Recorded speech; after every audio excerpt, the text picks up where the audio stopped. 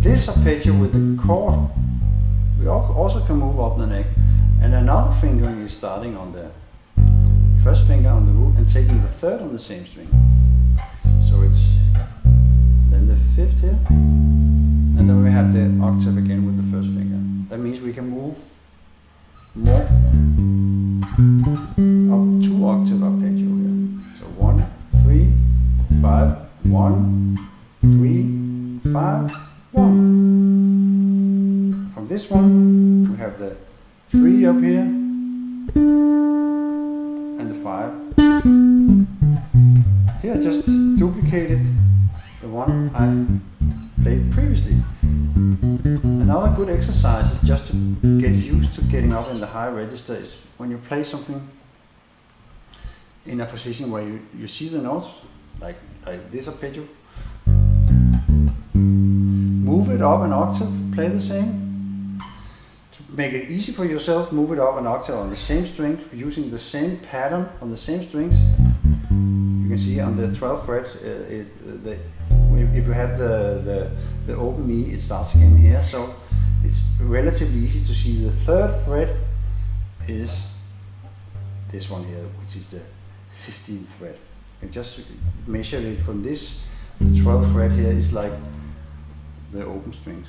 So it all starts over again. When you have the G here, you also have the G here. So just duplicating this pattern. And of course also the G that starts on the A string. And here.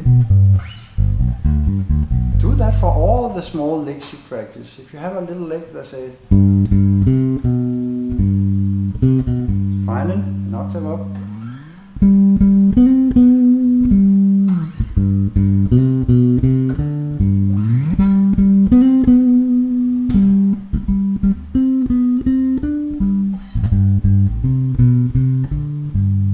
Here I just searched for all the places I could play the same little line. Here, in the low octave to the highest.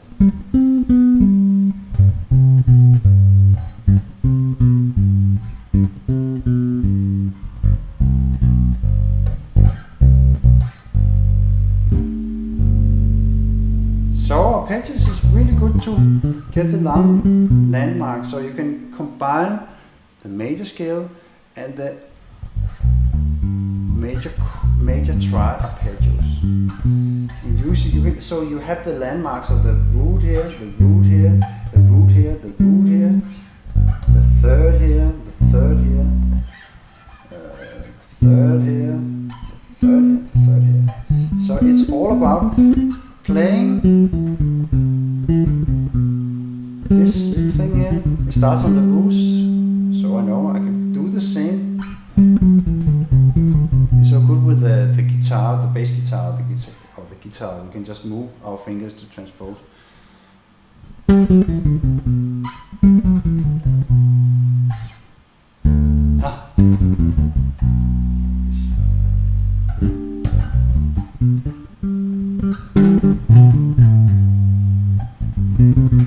Of course, when you play over practice your scales, the major scale. If you're playing over a G major 7, and we're playing over not just the triad, but the 1, 3, 5, 7. That's a very jazzy, lyrical sound. And you can also practice that arpeggio. Before we just played the arpeggio with the triad, and then we can stuff in another note. 1, 3, 5, 7. 1, 3, 5, 7. 1, 3, 5. Go down.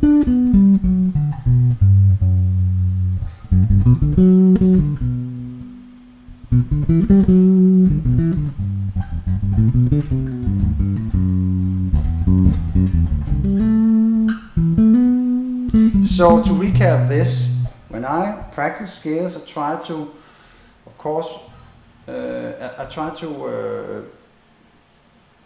use some different intervals to play the scale. Not just running up and down the scale notes, but skipping some notes and playing in different intervals. As I said, and it was in thirds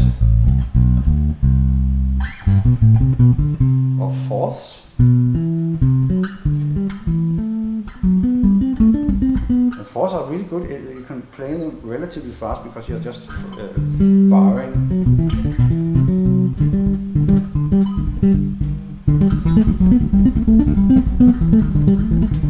Most of the plays, there's one place here between the fourth and the major seventh where you have to move one fret up here. Okay. And then the fifth.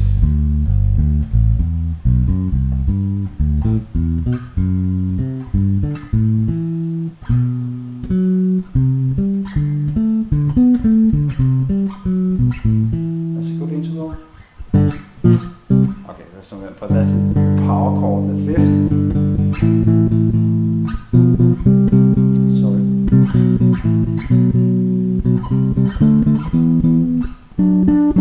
And then of course the sixth, which I love. The interval of the sixth.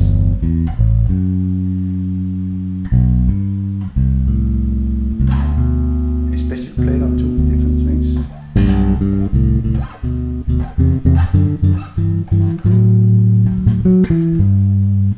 And you can see every time we have a place where there's a whole note power, we can use some chromatic notes too. We have it here and here.